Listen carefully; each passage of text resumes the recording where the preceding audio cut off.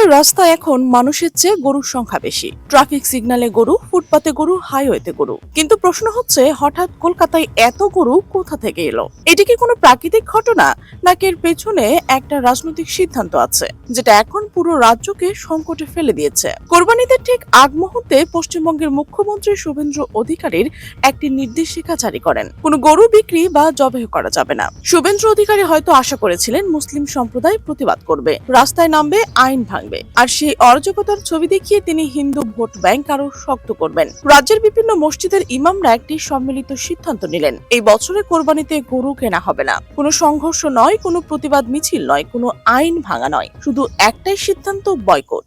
নীরব, শান্ত, কিন্তু অত্যন্ত কার্যকর। আর এই একটি মাত্র সিদ্ধান্ত পুরো পশ্চিমবঙ্গের গরু বাজারকে উল্টে দিল। আপনারা কি মনে করছেন, এটা শুধু ধর্মীয় সিদ্ধান্ত ছিল, নাকি এটা ছিল একটা অত্যন্ত পরিকল্পিত অর্থনৈতিক প্রতিরোধ? এই জায়গাটা বুঝতে হলে পশ্চিমবঙ্গের গরুর অর্থনীতিটা একটু বুঝে নেওয়া দরকার। প্রতি বছর কোরবানির সময় পশ্চিমবঙ্গে আনুমানিক 50 লাখেরও বেশি গরু বিক্রির জন্য প্রস্তুত করা হয়। এই গরুগুলো কারা পালেন? বেশিরভাগ ক্ষেত্রে প্রান্তিক হিন্দু খামারি, ছোট ছোট গ্রামের কৃষক পরিবার, যারা সারা বছর ধরে মহাজনের কাছ থেকে ধার নিয়ে, চড়া সুদে ঋণ নিয়ে গরু পালন করেন। তাদের পুরো বছরের আয়ের একটা বড় অংশ নির্ভর করে এই কোরবানির বাজারের টাকার উপর। এবার ক্রেতার পক্ষের দিকে তাকানো যাক। কোরবানি গরুর প্রধান ক্রেতা মুসলিম সম্প্রদায়। এটা কোনো মতামত নয়, এটা বাজারের বাস্তবতা। তাহলে সমীকরণটা দাঁড়ালো এরকম: সাপ্লাই সাইডে হিন্দু খামারি, ডিমান্ড সাইডে মুসলিম ক্রেতা। আর শুভেন্দু অধিকারীর কার্যত ডিমান্ড সাইডকে বন্ধ করে দিল। ফলাফল, 50 লাখ গরু, কোনো ক্রেতাই নেই। এটা শুধু একটা বাজারের সমস্যা নয়, এটা লাখ লাখ পরিবারের আর্থিক বিপর্যয়, সারা বছরের বিনিয়োগ, ঋণের টাকা, পরিবারের ভরণ পোষণ, সবকিছু এখন ঝুলে রয়েছে। আর সবচেয়ে তিক্ত বিড়ম্বনা হলো, এই ক্ষতিগ্রস্ত খামারিরা বেশিরভাগই হিন্দু। মানে শুভেন্দু যে সম্প্রদায়কে রক্ষা করার নাম করে এই সিদ্ধান্ত নিয়েছে, আঘাতটা সবচেয়ে বেশি লাগছে তাদেরই গায়ে। তৃণমূলের কংগ্রেস সদস্য মহুয়া মৈত্র এই নির্দেশিকার বিরুদ্ধে কলকাতা হাইকোর্টে রিট পিটিশন দায়ের করেছেন। তার যুক্তি ছিল, এই নির্দেশিকা সংবিধানের মৌলিক অধিকার লঙ্ঘন করছে এবং এটা একটি নির্দিষ্ট সম্প্রদায়কে টার্গেট করে জারি করা হয়েছে। সবার চোখ ছিল আদালতের রায়ের দিকে, কিন্তু হাইকোর্ট রাজ্য সরকারের পক্ষে রায় দিল। সরকারের নির্দেশিকা বহাল থাকলো। এই রায়ের পর খামারিদের সামনে আর কোনো রাস্তা খোলা থাকলো না। আর এখান থেকে পরিস্থিতি সম্পূর্ণ নিয়ন্ত্রণের বাইরে চলে যায়। গরু বিক্রি করতে পারছে না, ঘরে রেখে যাওয়ার সামর্থ্য নেই, ঋণদাতার টাকা ফেরত চাইছে। এই পরিস্থিতিতে দিশেহারা খামারিরা একটু পথ খুঁজে পেলেন বাংলাদেশের সীমান্ত। রাতের অন্ধকারে সীমান্ত বাহিনীর ঘুষ দিয়ে কাঁটাতারের বেড়া পেরিয়ে হাজার হাজার গরু পাচার করা হচ্ছে। সুনামগঞ্জ, চাঁপাইনবাবগঞ্জ, কুড়িগ্রাম, লালমনিরহাট, একাধিক সীমান্ত পয়েন্ট দিয়ে এই পাচার চলছে। এখানে কয়েকটা বিষয় লক্ষ্য করার মতো। প্রথমত, যে বিএসএফ বাংলাদেশি নাগরিকদের সীমান্ত গুলি করে হত্যা করে, সেই বিএসএফ এখন ভারতীয় খামারিদের কাছ থেকে ঘুষ নিয়ে গরু পাচারে সহায়তা করছে। এটা ডাবল স্ট্যান্ডার্ডের চরম উদাহরণ। দ্বিতীয়ত, এই গরুগুলো জলের দামে বিক্রি করা হচ্ছে। যে গরু বাজারের মূল্য 1 লাখ রুপি, সেটা 10,000 থেকে 20,000 রুপিতে বহাল করছে, কারণ খামারিদের কোনো বিকল্প নেই, যে কোনো দামে বিক্রি করতে তারা বাধ্য। তৃতীয়ত, এবং সবচেয়ে গুরুত্বপূর্ণ, চোরাই পথে আসে এই গরুগুলো কোনো স্বাস্থ্য পরীক্ষা করা হচ্ছে না, কোনো ভ্যাকসিন রেকর্ড নেই। Anthrax, foot and mouth disease, brucellosis, এই ধরনের সংক্রমণ রোগের কোনো স্ক্রিনিং ছাড়াই লাখ লাখ গরু বাংলাদেশে ঢুকছে। বাংলাদেশের পশু সম্পদ বিভাগ কি এই বিষয়ে কোনো পদক্ষেপ নিচ্ছেন? সীমান্তে কি কোনো কোয়ারেন্টাইন ব্যবস্থা রয়েছে? সস্তা গরুর লোভে বাংলাদেশ কি একটা বড় পশু স্বাস্থ্য সংকটের দিকে হাঁটছে? কিন্তু সীমান্ত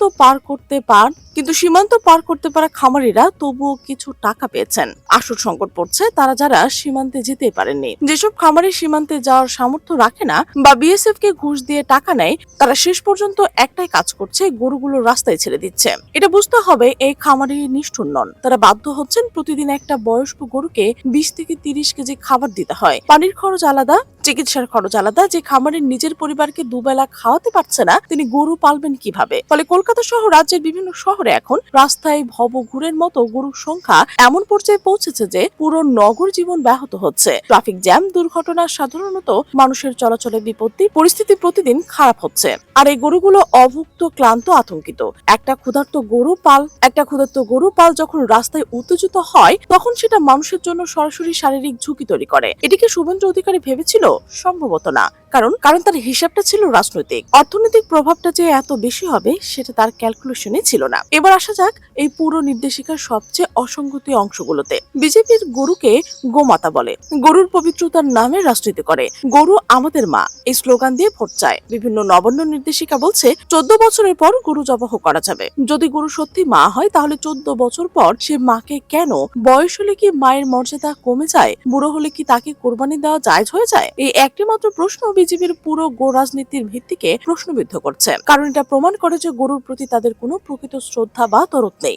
গরু তাদের কাছে একটি রাজনৈতিক টুল, একটা সংখ্যালঘু সম্প্রদায়কে কোণঠাসা করার হাতিয়ার, এর বেশি কিছুই নয়। আর এই ভণ্ডামি এখন রাজ্যের সাধারণ মানুষও বুঝতে পেরেছে। বাংলাদেশের সীমান্তবর্তী গরু ব্যবসায়ীরা তারা জলের দরে উন্নত গরু পাচ্ছেন, বিএসএফ এর কিছু দুর্নীতিগ্রস্ত সদস্যরা যারা ঘুষ খাচ্ছেন, আর রাজনৈতিক বিরোধী পক্ষ যারা এই সংকটকে শুভেন্দু সরকারের ব্যর্থতা হিসেবে তুলে ধরছেন। শুভেন্দু অধিকারী নিজে কোথায়? এটা অত্যন্ত বিব্রতকর অবস্থা। নিজের রাজনৈতিক চালে নিজের ভোটের বেস ক্ষতিগ্রস্ত হচ্ছে। রাস্তায় গরুর বন্যা তার প্রশাসনিক ব্যর্থতার প্রমাণ হিসেবে দাঁড়িয়ে আছে। আর বাংলাদেশের সস্তায় গরু পাচার হঠাৎ তার জাতীয়তাবাদী ইমেজেরও ক্ষতি করছে। গুজরাটে, উত্তরপ্রদেশে, রাজস্থানে যেখানে কঠোর গোরক্ষা আইন চলছে, সেখানে ভবঘুরে গরুর সংকট তৈরি হচ্ছে। উত্তরপ্রদেশের ভবঘুরে গরু কৃষকদের ফসল নষ্ট করছে, রাস্তায় দুর্ঘটনা ঘটাচ্ছে। এই খবর বছরের পর বছর ধরে চলে আসছে। সস্তায় গরু পাওয়াটা বাংলাদেশের ক্রেতাদের জন্য স্বল্পমেয়াদে লাভজনক মনে হতে পারে, কিন্তু দীর্ঘমেয়াদী ঝুঁকিটাও কেউ হিসাব করছেন কি? চোরাই পথে আসা এই গরুগুলোর কোনো ভেটেরিনারি সার্টিফিকেট নেই, কোনো রোগ পরীক্ষা হয়নি, ভ্যাকসিনেশনের কোনো রেকর্ডে নেই। ভারতে গত কয়েক বছরের মধ্যে ল্যাম্পিং স্কিন ডিজিজ মহামারী আকারে ছড়িয়ে পড়েছিল। অ্যানথ্রাক্স প্রাদুর্ভাবও বিভিন্ন রাজ্যে দেখা গেছে। এই রোগগুলো শুধু পশুর মধ্যে সীমাবদ্ধ থাকে না, কিছু ক্ষেত্রে মানুষও সংক্রমিত হতে পারে। বিশেষ করে অ্যানথ্রাক্স একটি জুনোটিক রোগ, যেটা মানুষের জন্য প্রাণঘাতী হতে পারে। বাংলাদেশের সীমান্তবর্তী জেলাগুলোতে যদি এই ধরনের কোনো রোগ ছড়িয়ে পড়ে, তাহলে সেটা পুরো দেশের পশু সম্পদ খাতের জন্য বিপর্যয় হবে। এই বিষয়ে বাংলাদেশ সরকার কি কোনো সতর্কতামূলক পদক্ষেপ নিচ্ছেন? সীমান্তে কি কোনো পশু কোয়ারেন্টাইন পয়েন্ট বসানো হচ্ছে? এখন পর্যন্ত এই প্রশ্নগুলোর উত্তর পরিষ্কার নয়। রাজনৈতিক বিশ্লেষকরা বলছেন শুভেন্দু অধিকারীর এই সিদ্ধান্ত তার নিজের রাজনীতির ভবিষ্যতের জন্য অত্যন্ত ক্ষতিকর বলে প্রমাণিত হচ্ছে।